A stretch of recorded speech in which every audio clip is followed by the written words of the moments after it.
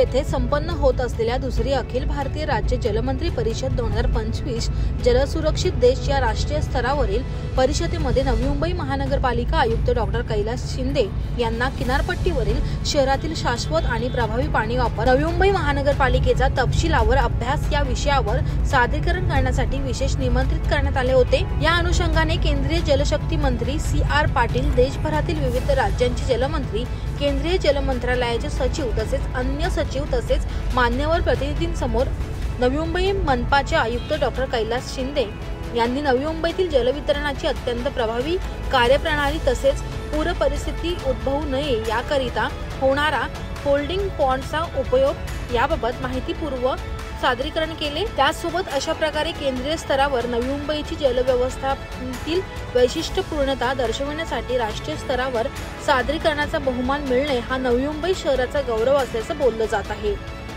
Bureau report, आवाज today, Navi Mumbai.